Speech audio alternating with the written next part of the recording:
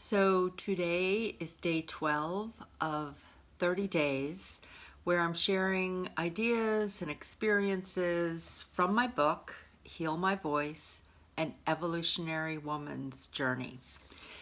My intention is to bring up topics for conversation and for each of us to have an opportunity to reflect more on our own lives. So I'm sharing my stories with the hope that you will tune into your own experiences and write your own stories. Today I'm going to go right into reading something from the book. The story that I'm focused on today is titled An Eviction Notice.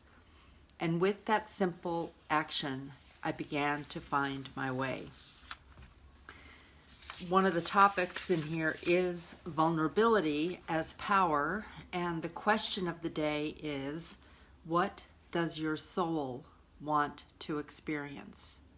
What does your soul want to experience? And you may have an immediate answer, and it may be a question that you carry with you for a little bit and just start noticing what's happening in your life that wasn't planned and notice, what does your soul want to experience? Whether it's bringing you in connection with people or there's something happening. All right, so I'm going to read a page today. Question: what does my soul want me to experience? First answer: vulnerability in the moment. I rolled this answer around in my head. In the moment? Haven't I been vulnerable for such extended periods of time that I can no longer distinguish one moment from the next? Every moment feels vulnerable. Just a month earlier, I had devoted all of my energy and time to host a constant stream of grief transformation and support. 44 radio conversations in 45 days on Blog Talk Radio, to be exact. I was completely exposed and truly vulnerable on public radio as I shared personal stories and cried about the deaths of my husband and son. Hadn't I been raw enough on the radio? Still in the shower, arguing and defending myself against this inner guidance, I stopped. What about the practical issue? Why would anyone hire me to advise, counsel, or coach them while my life appears to be falling apart? Would anyone hire a homeless spiritual coach? Why would they listen to me? I can be vulnerable with myself, but not with anyone else. I was holding two energies at the same time, a feeling of failure and despair and a belief in infinite possibilities and hope for the future. Without hesitation, the next little gem seemed to fall right out of that very idea of exposure. Second answer: you have to write about it publicly now. Sparks of thoughts flashed in my brain. How could I share this publicly? An eviction is not a conversation to be shared at a dinner party. Like cancer, divorce, and death, eviction is a topic that many people run away from or try to brush aside out of discomfort or the fear that this could happen to them, as if it is contagious. As I thought about writing publicly while I was living in the breakdown, tears of shame came pouring out, buckets of warm tears falling from my eyes as I stood in the shower sobbing, gasping for breath in between the gut-wrenching emotion of terror. I shouted, "No, anything but that." And in the moment that I shouted out loud and heard my voice, I knew that was the through line. The through line is the bridge that links two ideas together, like illness to health, and connects you to new ideas and solutions. It connects you to the turning point where infinite possibilities can emerge. This was the message from my soul. Write about it publicly and be vulnerable. Allow yourself to be seen right now. I feel like some of the first journeys for me in being vulnerable was when I started posting on Facebook in 2009, I was in the process of getting rid of everything in my house and selling my house. And it meant that I went through each room, 11 rooms in a 3-story house, and I pulled out personal items. I pulled out, furniture, and I got everything downsized to a 10 by 10 storage unit. And little by little, I had rented a storage unit that was close to our house. I brought one box after another over there, the precious things I wanted to keep, and then letting go of everything. And as I shared that vulnerability, it was a place of accountability daily, but it was also, I had this desire to really show what it looked like when you were letting go of your physical possessions. What does it look like on the day that you put your massage table on Craigslist to sell it, and this thing that has meant so much to you, and you're letting go of it. You're letting go of a part of your life. You're letting go of the roles in your life.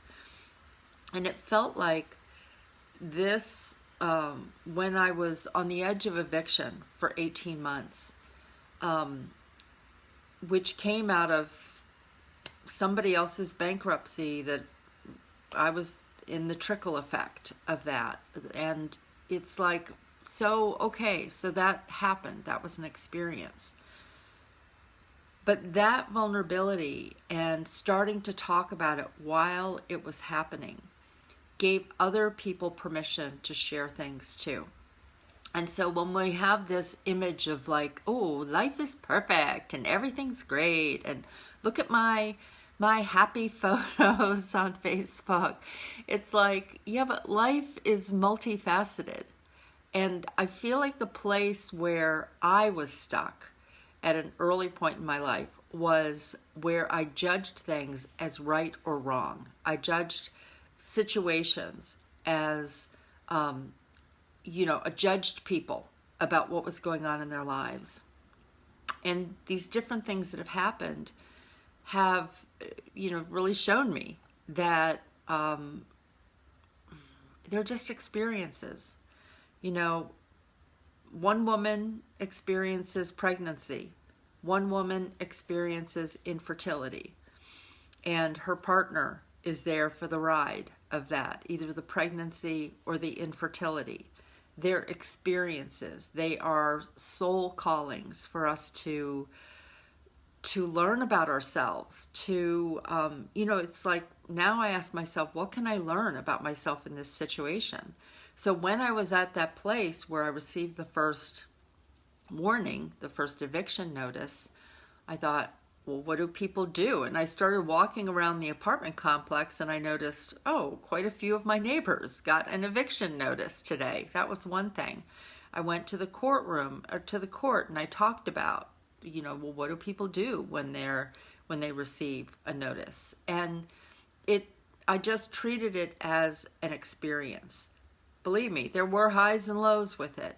But I also looked at, where do I have support in my life? What does that support look like? I would have a friend who'd send me a coffee card and say, I believe in you. Here's a cup of coffee. If I was living near you, I'd take you out for a cup of coffee today. And people gave me ideas, and things came from spirit in terms of ways to make money and ways to begin to build a business, because all of a sudden I needed income, because my whole life savings was wiped out. But another thing is that one person may experience a lottery win and another person experiences a bankruptcy, or they receive an inheritance. It's like they're just money experiences. And the more that we can detach from the judgment around others, we can also detach from the judgment around ourselves. Vulnerability is power. And the other thing is really knowing yourself and knowing where's the stretch, where's the breakthrough for you, where's the through line. is it to keep all of this in for yourself and process internally? Or is it something to share with one person? Or is it to share with a group of people? You know, the power of support groups like AA and Al-Anon is being visible and just sharing who you are and being held in that space with zero judgment. So I'll just leave you with the question, you know, what does your soul want to experience?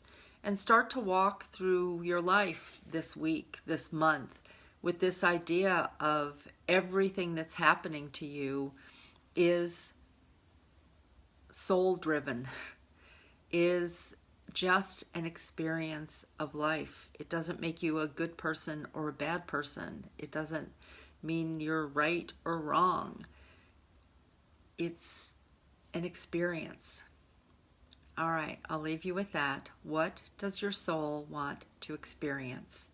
And if you want to go deeper and read the more details, more stories in my book, it's available on Amazon in paperback and Kindle. And I'm also here live for 30 days with quotes and topics that come from the writings in my book. Thanks for stopping by. So much love. Mwah.